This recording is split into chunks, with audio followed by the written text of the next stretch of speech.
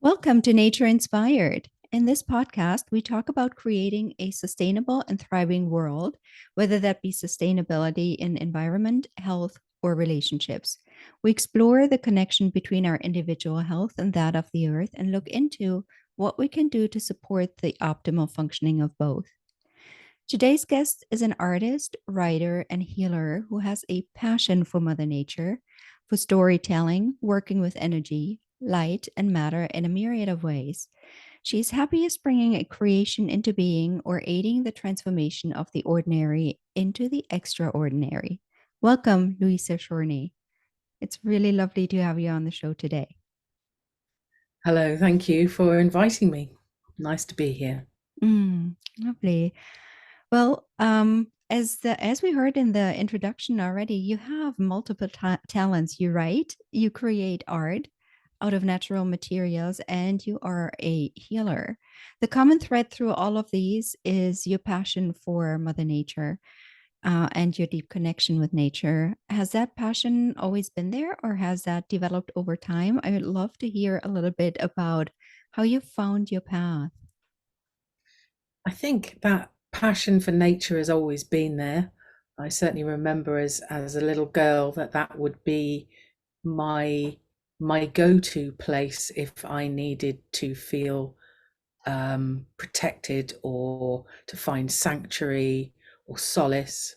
I would go and find myself a little hidey hole in nature somewhere and just talk to the birds and the bees and anything else that was around, make up little songs and little stories, um, sing them my woes if I had woes to sing. Um, so I think that connection, that relationship is sort of always been there. Hmm. I love that we have something in common there. I love that the singing them my woes. I had a dog that got to hear all my woes. A German Shepherd, and yes, it was lovely to have her and to just be sitting with her and sharing everything that's going on in my little world at the time. So something I very much relate to. Um, Yeah, so in our when we had a meeting before we entered into this recording, you said something like if there is disharmony and something is out of tune, there is illness. And that kind of just stood out for me out of many things we talked about. That one just really grabbed my attention. And you said that applies to the land and as well between us and the earth. Is that something you can speak a little more about? Um, yeah, I think that the word disease itself, if you sort of speak it slightly slowly, it's dis-ease, and that to me reflects that lack of resonance. Uh, so I think if you think about say a string on a guitar, and if the two strings next to each other aren't actually in tune properly, so you get discordance. Um, there's like an uncomfortableness in not just the way you hear things, but the pattern in the vibration of the air. Um, and it's a bit like your heart being out of beat. It's not good for you. So if things are in rhythm, if things are in harmony, and harmonizing with each other, then they create a kind of balance, and you don't get a discordance. Um, so to me, a discordance is it's like it's like an irritation. So if that irritation continues, it uh, causes problems. So any friction, if you like, if you're walking, and you've got friction in your foot, it's ultimately going to cause a blister. And then if the blister carries on, then you're going to end up with an open wound. So I think if you follow along that trail, if there is a discordance, then there's an irritation, I suppose would be the easiest way of describing it. And that irritation is like two coarse materials rubbing against each other, and they're going to cause damage if they keep doing it. Mhm. Does that sort of answer your question? Mhm.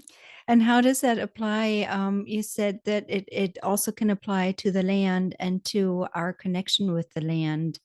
How does that sort of fit in with what you just described?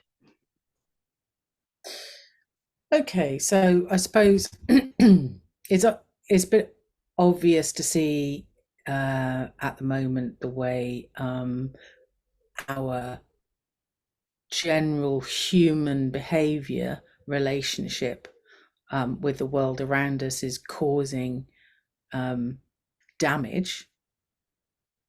Um, but if you look at it the other way as well, um, if if the land is not in a good shape, then we tend to feel that as well. So, I mean, whether that's something that comes down through the food chain, or whether that is, well,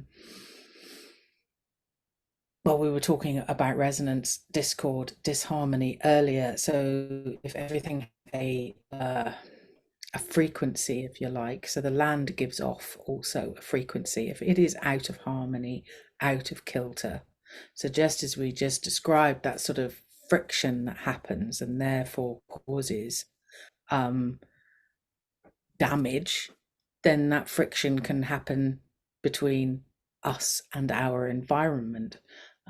Obviously, we can see that translated when we look at, say, an industrial area. It's quite obvious, isn't it, that you've got pollution going into the air, you've got noise pollution, it's all quite grey, it's quite depressing, and the people who live there aren't going to be full of cheer.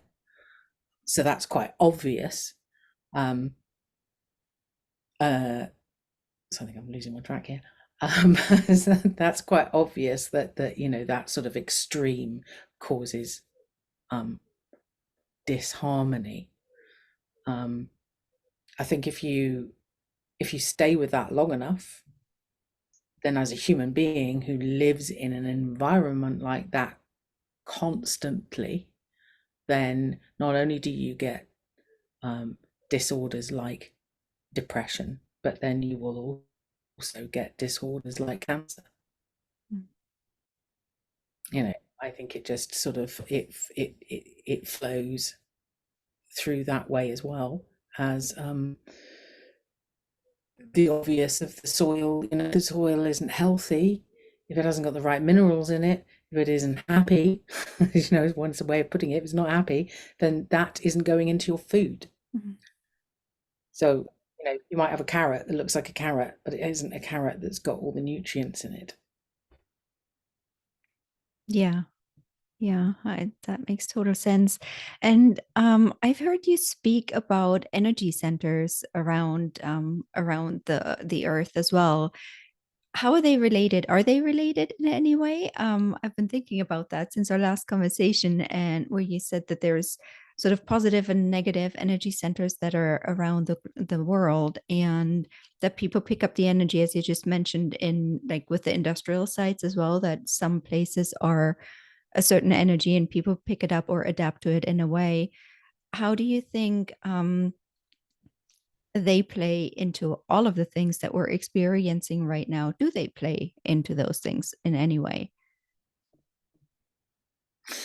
I would say yes, they do play into what's happening, but also I think there is a level of there is a natural balance of paradox. So naturally, there are going to be positive energy spots and there are going to be negative energy spots.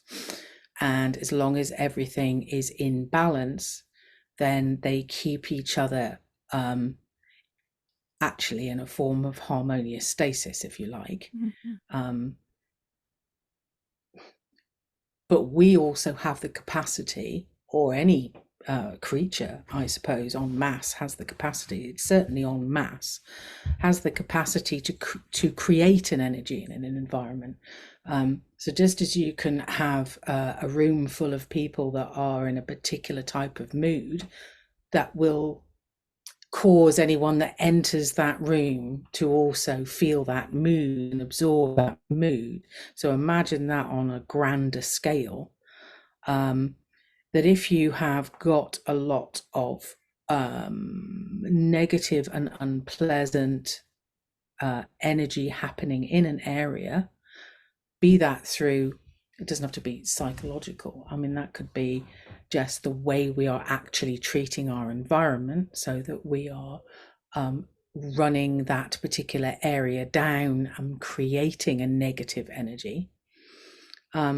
Then we are tipping the balance. I mean, similarly, we can do the opposite. We have the power to do the opposite, to create positive environments. So I think we do definitely have the capacity to make a change and a difference, either way, depending on which way we choose to go. If we continue with the self-absorption and the greed, and the need only to satisfy our immediate wants and desires, then everything around us becomes a tool for that end, and therefore its energy is depleted. It doesn't matter how you look at it, is it really? There is no never-ending pot. So if we choose to be more in harmony with the cycle of life and understand that we have to give in order to receive, then what we create in an environment becomes much more positive, much more harmonious, much more sustainable. It sounds really simple. Like, how do we get there? It seems like that is something that many of us feel really challenged with. Do you have any thoughts? Is that something you help people with? Yes, I think it is something that I help people with on an individual level, but also in group environments. And I think that it's very easy to get stuck with the view that everything is negative and everything is bad and everything is going the wrong way. There is a lot of positivity out there. There are a lot of like-minded people out there. There is a lot of work being done. If we stick too much to looking at what the media throws at us, then we're always seeing a very biased view. Whichever side that view is taking, it is always going to be biased. It is never going to be a truly open view of what is actually going on out there. They'll only ever give you bits of information. So I think the important thing for anybody is to find like-minded people, for starters, because the more you realize that you are not alone in the way that you think and the way that you feel, and what you want to do to make a change, then the easier it is to do that, because one's got to have some form of hope. Otherwise, you give up, don't you? So there is that side of things. So on a personal level, as a healer, I do help people, certainly when it comes to things like depression, and feeling that inability to move forward, getting stuck, only being able to see that the world is one particular way at the moment. And so helping people to open their hearts more. I was going to say open their mind, open their eyes, but actually if we go back to the root of all of those things, it's actually open your heart more. And I think the more that we do open our hearts, the more that we do work from our hearts, um, then the more positive change we both elicit and experience. You know, if your heart is closed, it can't feel all of the positivity that's out there, even if it was knocking on the door right in front of you. Mm-hmm. And then on a group level, um, I do work which I try to feed it through everything I do, actually, Tanya. So, you know, whether I'm painting a piece of individual work or whether I'm doing an art workshop, for me, everything is about connecting with nature and using our relationship with that to aid whatever it is that we want to do. So whether it's write or write poetry, write stories, paint pictures, um, or communicate with other people, whatever it is, um, that bond, that connection with nature, like it was for both you and I when we were little, there is something there for us all to tap into. It is something that we're all a part of. You know, it's there in our own nature, isn't it? We are nature. Look at the language is interesting there as well, isn't it? So we talk about Mother Nature and we talk about nature out there, um, and actually we also talk about our nature, our personality, Mm-hmm. our habits, our behaviors. Um, so it's interesting. It's the same word. Yeah, it is. I think, yeah, it's the same word, and I think it's interesting, um, that relationship as well. So our nature, it's how we behave. Um, mm, that's an interesting one to think about. But there is that we are connected whether we like it or not. Yeah.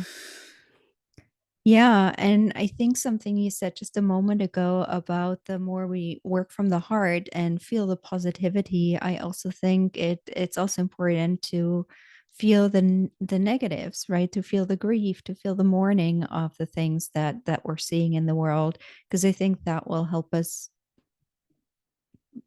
Yeah. be able to take action and like truly feel it and not like what I think what is happening a lot. I'm seeing a lot of disconnect, and I wonder if that is true for you, if you're experiencing that in the people you work with, is disconnect from nature and this idea that we're separate from and that we're our own sort of thing, not an integral part of nature. And I think that just can lead to a lot of issues. Do you have any? Yeah, I took a lot of issues, uh, on so many different levels. Um, and now our human arrogance, for starters, just stems from the fact that we believe that we're separate. Mm, Um, but look at our health and our well-being, and there's so many cases. I mean, don't know what it's like over in America, but certainly here in England, there's such a rise in what we call mental health issues with depression and um, suicide rates and all of that is, and it is a lot of it down to not just the people are unsure of what's going to happen, um, and feeling the grief of what's going on and unable to do something about it, but they just feel disconnected and a lack of belonging. You know, and as a species, um, we are a tribes people. You know, we are a herds people. We aren't supposed to be isolated. mm, We live in social groups. We need to feel like we belong. um so disconnection creates disconnection, whether it's inside of yourself or out of your own community, or even out this disconnection with nature. And I think that they are all intertwined and interwoven. Um, the more disconnected from a natural way of life, from an earth-based way of living that we become, the more disconnected from our communities we become, the more disconnected from our families we become, the more disconnected from ourselves we become. Mm.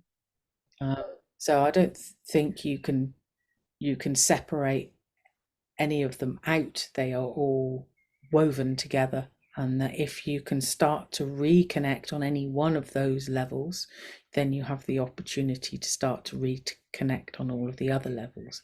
But you sort of need them all Mm. ultimately. But they all bleed into each other. And it's easy to see when people suddenly find a sense of belonging somewhere, the change that happens in a person, that there is like a weight, a burden that's lifted off of them. There's suddenly a light Mm. in it that they didn't have before. There's an old saying that is a burden shared is a burden halved, isn't it? Mm. Mm-hmm, mm-hmm. Yeah. Yeah. Well, that makes a lot of sense. I think that belonging and the understanding I am part of is also what propels us forward, what makes us care, what makes us feel like we matter and we're able to do something about whatever situation we may not like to see, right? Whatever we would like to see some change about. I think it helps us really get into gear and move from there, because if I think about I'm having to do it alone, it feels really heavy. Whatever it is I'm wanting to do, right? It just feels really heavy. But knowing that I'm part of a group, I think really helps move forward, and knowing there is support, there's just people there that are like-minded. I think that makes so much sense. The connection Yeah. there. And it's the like-minded, and it's also that lack of judgment as well. Mm, I think um if you really are connected, then you're not thinking in terms of judgment, because judgment comes from separation, mm, doesn't it, really?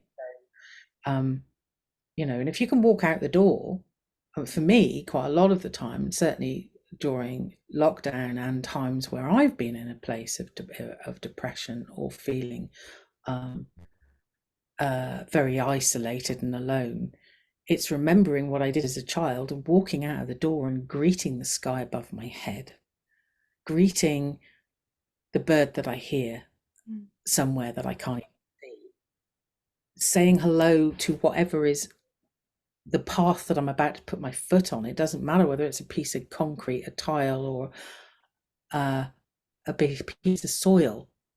It's recognizing it all as persona. I think that's a good word. Persona. It mm, as persona. The uh, it's not people. People don't have to be human, but it's that they call the tree people and the cloud people.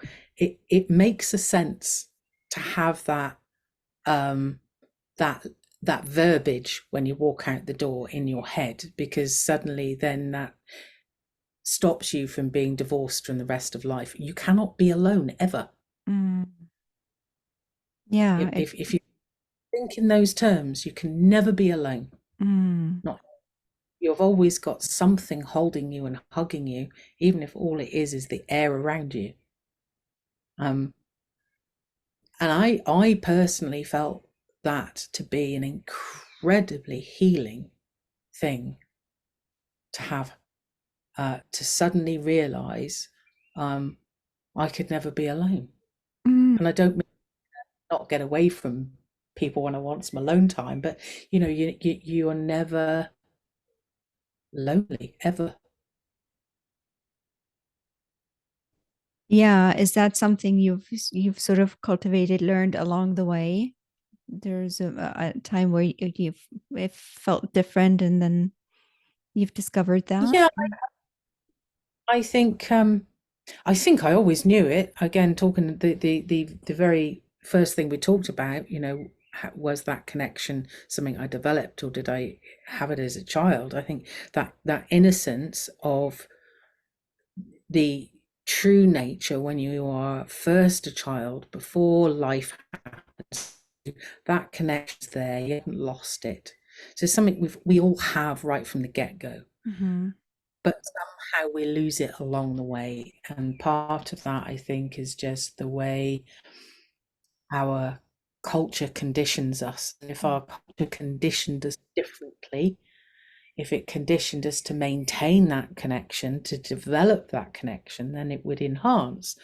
But our culture, our Western capitalist culture, for want of a label, does the complete opposite. It doesn't want you to have a connection to anything other than objects that you want to buy because it sustains that culture. Um, so on one part, yes, it's something I've developed, but it's something that more like I've remembered, Mm. or or re it's like finding connection through reconnecting. It's so I think, you go through your life, you certainly come to your adult life, like, and you're trying to fit yourself into this shoehorn almost. You're trying to fit. I always used to say when the kids were at school that, they're trying to fit uh square pegs into a round hole when my children are not pegs. Hmm. Why do you want to be put in a hole, or the pigeonholing people? And it's like, well, I don't think pigeons even like being put in holes, and I certainly don't. It's that you're trying to fit in, and you're trying to conform, and you're trying to be what society says or deems you should be, because there's all this judgment around. And I think what that does is, from an energy point of view, I think what that does is almost like sucks you in. You end up being like in here somewhere, Mm-hmm. um, walking around. Certainly in big urban areas, everybody's got their head down, or their head in their headphones. I noticed when I first moved to it, not a very big city, I must say, I would walk to work in the morning with my head up, smiling, saying good morning to everybody. And rarely would I get a good morning back, mostly because people didn't even see me. Mm-hmm. But when they did, there would be like a double take, a shock of, what, are you talking to me? And it's like, well, I'm just saying good morning because you're there. And I think we do get lost. We get that narrow focus. We're all in here worrying in our heads, stuck in what our thinking's all about, and we forget to feel. Mm. Uh, there was something you said earlier about that. It was about the grief and feeling the grief. Mm-hmm. Um, I think that there is a big connection there between this um, lacking connection and actually being in our feelings, our sense fields. We think about feelings as being emotions when they're not. They're not. An emotion is a conceptual interpretation of whatever your sense fields have brought you. Um, Interestingly, one of the tools that I use for connecting and teaching connection, certainly through writing and artwork, is to take you into a guided sort of visualization meditation where you go into your sense fields and you expand them out so that you can feel, smell, touch, Mm. hear, sense from your entire body, all the way as far as you want to take that energy field out. You can take it right out into the foundation. I mean, you can't walk around like that every day if you live in a big city. That's not Mhm. what I am expecting. But I think that's part of the reason why we've become so disconnected, is because we do live in those environments when we're bombarded with everything, that we are just sucking our energy fields in, our sense fields in, to a point where they can't feel anything. Mm. Way we're numb to everything, and we even become numb to ourselves. um so I think the way I see things, is certainly the way I work, is that in order to begin to feel again, in order to be able to become connected again, even to yourself, is to start feeling again, Mm. and not thinking it, just Yeah. um, as a Buddhist. One of the things that we are taught is trying to get to that point. It's not that the mind is not useful. It is, but at the moment, most of the time, we're not aware of our minds, and we're not aware of our thinking, and we're not aware of what it's doing. It's all this conditioned programming just running along. It's doing its thing, and it's uh, taking over your behavior and your feelings and all the rest of it, um, without you really having much say in it. So to begin with, there is practice in order to um, stop such an addiction to your thinking being the most important thing. So obviously, to begin with, you have to disconnect from your thinking. It's not stop it, but it's disconnect from your thinking. But the idea being that once it is no longer addictively doing whatever it does, then it becomes its own sense field. So Mm. they consider that you have six senses, because the sixth sense is ideation. It's the field of being able to imagine and think. It becomes a tool that you use because you do it with awareness. But to become aware, you have to sort of you have to break the um, unconscious way of thinking, if you like, Mhm. Mhm. versus this whole be in the now. Um, yeah, so from that point of view, your senses are not an emotion. And I also think that's a way that it can help us to handle our emotions. So we may be feeling a lot of grief, but but what does that actually mean when we say we feel grief? What are we actually feeling? So if you can go back into where in your body that is, Mhm. how does that feel? What does that look like?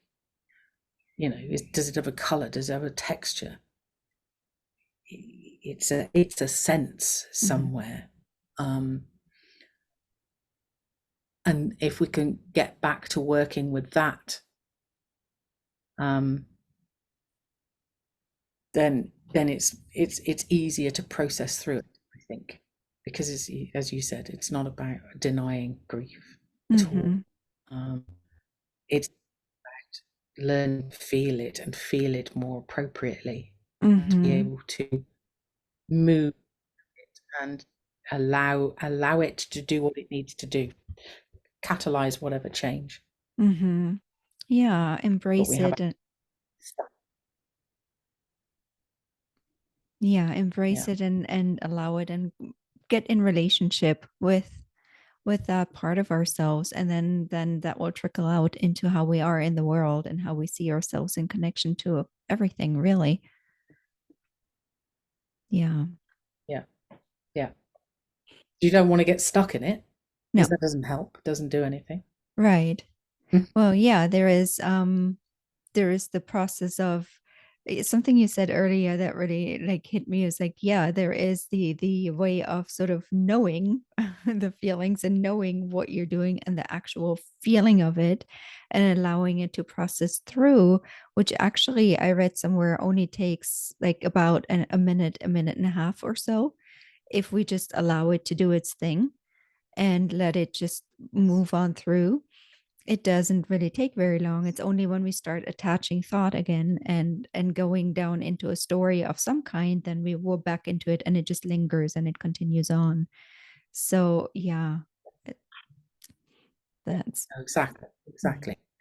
And then if you're holding something like that, if we go back to the earlier where we were talking about energies, well, everything is an energy at the end of the day, including your thoughts. So if you imagine that you're holding this thought constantly, all the time, mhm, so there's energy is going around on a loop and a loop and a loop and a loop and a loop. It's going to cause illness ultimately.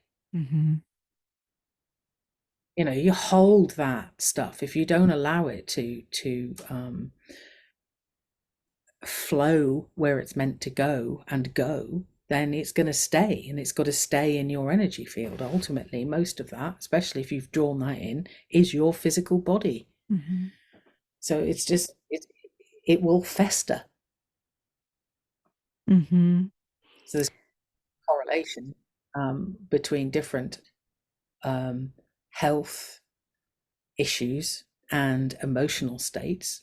Um, so it always seemed to me working with, because I used to work a lot with the elderly, but you will get to notice that those that had spent a lot of their lives suppressing their feelings, oh, we're talking about this heart opening thing again. If their heart is packed down tight and it's not allowed to feel, um, they don't acknowledge how they feel, they don't express how they feel, then ultimately they end up with lung conditions. And it's quite common, I would mhm. say, that where feelings are suppressed and repressed, you will end up with a lung condition. Interestingly, not a heart condition, a lung condition. Hmm. Yeah, that is fascinating how that will manifest in the body. And yeah, I'm just trying to, I'm thinking of the people that I know and like how that is absolutely exactly what happened for some of them, as you were saying that. I'm like, oh yes, my grandmother. Oh yes, that person. Oh wow. Really interesting how it manifests in that way and that it goes into the lungs. And yeah, and there was something I heard you say in a different conversation we had at some point about nature providing exactly what we need, and we've kind of lost the ability to really track that, or majority of people have lost that, but there are some who still know, who still understand, who still see the things that are available to us in nature as they are needed. And I think you made an example of a plant. I don't know if you remember that, a plant that grew during COVID. Can you talk a little bit about that? Yeah, during COVID and the lockdown, uh, I got into learning about foraging. So I'm still quite a newbie as far as foraging is concerned. And my sister's always been very interested in herb law for medicinal purposes, and she could probably do every plant out there. Um, um, so I began to sort of notice that there are a lot of plants, obviously, that are edible, and most of them also will have some medicinal properties as well. So the particular plant you mentioned earlier, they're growing out on my lawn, and it's everywhere. Was this plant called self heal? Um, it's doing a little bit of research into self heal because I thought, well, that's an interesting name for a common name. It's got to mean something. One of its properties is that it kills viruses, not by actually killing the virus. Um, it stops the virus from reproducing. Hmm. So it inhibits its blooming, if you like. It inhibits its reproductive cycle. So uh, one of the things with COVID was that you were having not only this virus blossom and multiply, Mm. but as it developed, as it carried on multiplying, it does what a virus does and transformed and transmutes and changes very slightly so that it can carry on living. I mean, it's a being wanting to carry on living. So a plant like self-heal, which inhibits that, um, would have, pretty much helped anybody really. Would have helped it not escalate, I would say. And at that time, it was everywhere, Hmm. absolutely everywhere. And Um, and that was in contrast to before, you wouldn't see it everywhere, or yeah, I mean, it was. And notice it's quite profuse again at the moment. But there's old wives' tales that sort of say, well, you've only got to look at the hedgerow to find your medicine, and that Hmm. if you what I began to notice then was by getting a little bit of understanding of what different plants treated, then you could see, oh, there is a lot of that particular plant. It's not that they're not around all the time, it's that there just seem to be a lot of Mm-hmm. them. So last year there wasn't so much of the self-heal, there were other things that were coming up. um, and then there are complementary herbs that would go with them. So it's sort of noticing, if you go, right, well, there's a lot of something out there at the Mm-hmm. moment. Well, I would then, I would then in my mind be going, okay, so are we going to get a bloom of this kind of illness? Because Mm-hmm. they're waiting for you, because Mother Nature always provides what you need. Wow. If you know how to look for it. So if there is a deficiency somewhere, the remedy for that is going to be there somewhere if you know how to look. Mm-hmm. Wow. That's quite amazing. And knowing how to get back in relationship with that, wouldn't that be wonderful? That would be Wouldn't incredibly it? helpful. Wouldn't it? And there are loads of people out there Yes. that know a vast amount of that. And I don't think it's reasonable for anybody to think that they have to know everything and that they have to develop all of this knowledge and wisdom. I don't, we never have. Mm-mm. We've always lived in a, there would always be those that specialized in something, that they had this talent, or that was passed down to them in their bloodline, so they were taught what they needed to know. And Mm-hmm. that's the, I think, is that all of that wisdom and all of that knowledge is not something that any one person has ever gathered in one lifetime. I mean, we don't, even in our modern society, we may think we do, but we don't. Look at all the books that we read. If we go to university and study a subject, you've got hundreds of years worth of somebody, of all of this research and history of that subject for you to draw upon. Mm-hmm. The wealth of knowledge and information that is passed down through time. Um, it's unfortunate that a lot of the knowledge that we would find very useful now was never written. So Mm. if you start word of mouth teaching, um, it's why storytelling is so important. And Mm-hmm. whilst it's revered in a lot of cultures, because the storytelling is how you pass on this information. Mm-hmm.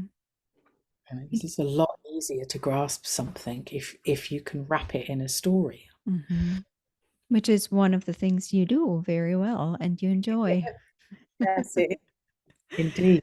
And you're currently also working on a novel that is also nature based. Is that true? Yeah, yes, absolutely. It's called Sacred Forest, um, and it started simply because of a excuse me, a photograph that a um, wildlife photographer had put up, and somebody noticed it and said, "Oh, wouldn't that be good for a writer to inspire them?" And I thought, well, go on then. You say you can write anything about anything, go ahead. So, um, and the photograph was of a fox eating a fly agaric mushroom, the red cap with the spots on it, with a little magpie at his tail. And it's like, whoa, well, that could say 101 things. So there was my starting point.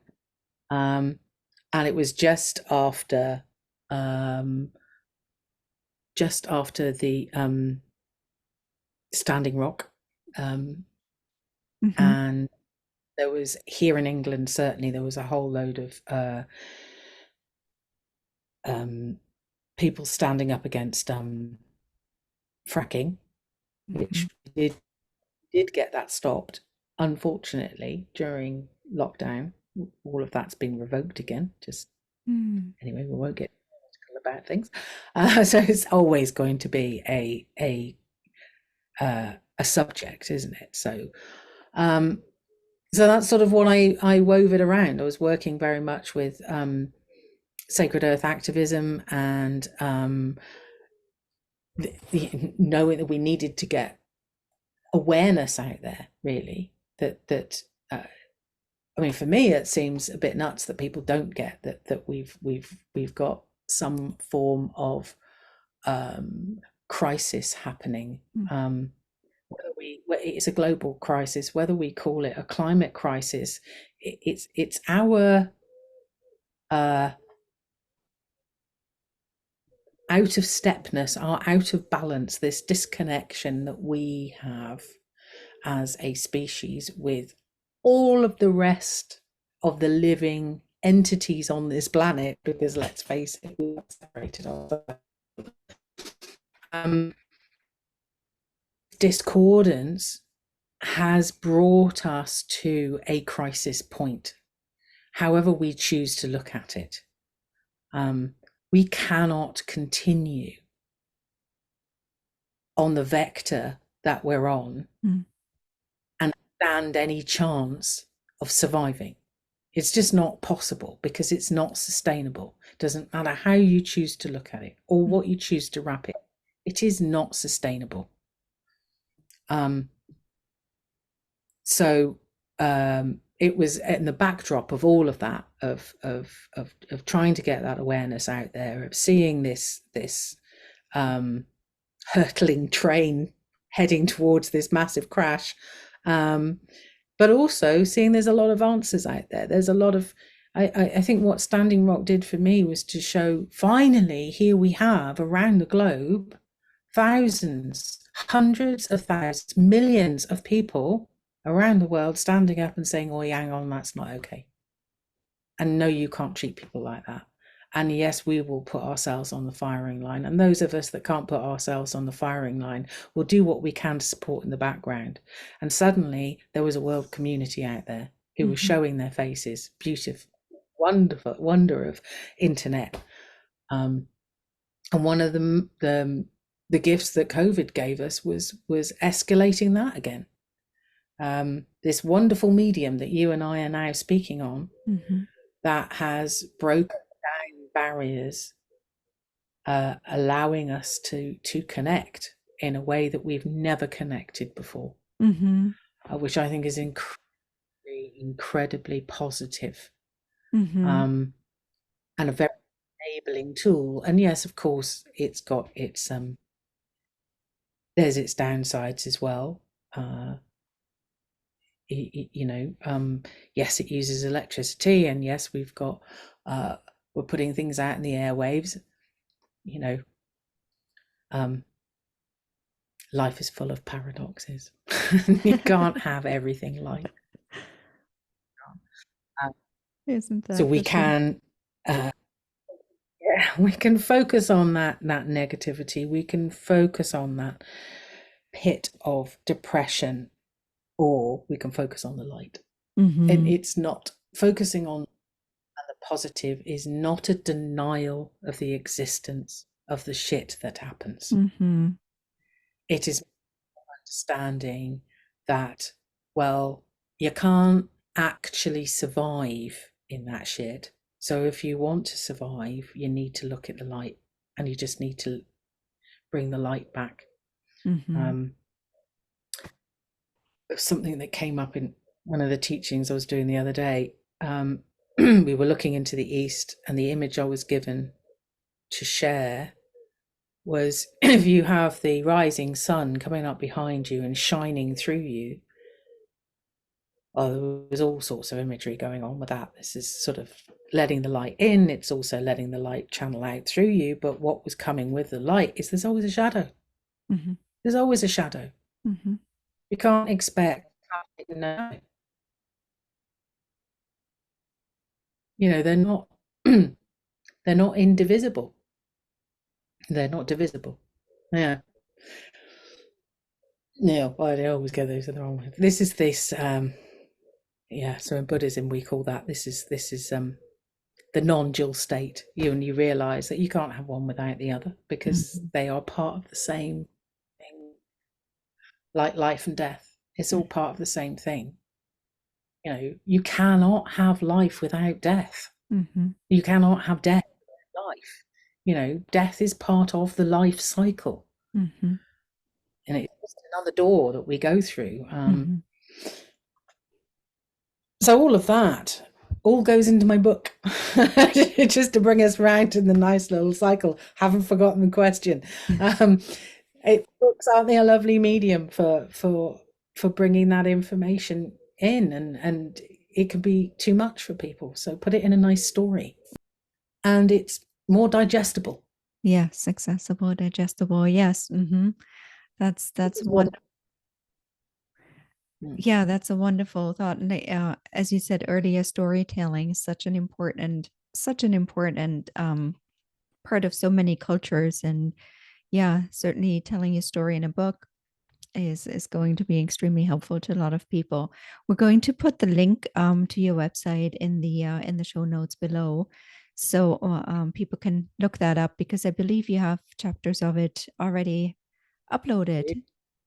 Do, yeah, in non-edited form, because I'm still writing it. Wow. So I'm not stopping to edit it whilst writing it. So it's up in its raw form. Um, so I'm quite happy for people to read it. I'm quite happy for any feedback as well, if anybody wants to. Wonderful. Well, thank you, Louisa, for being here, for answering my questions, for taking the time to spend with me today, and sharing some of your wisdom with us today. Really appreciated. Thank you for inviting me, Tanya. It's been lovely talking to you, as always. Could go on for hours. Yes, I know what you mean. Same here. Well, thank you.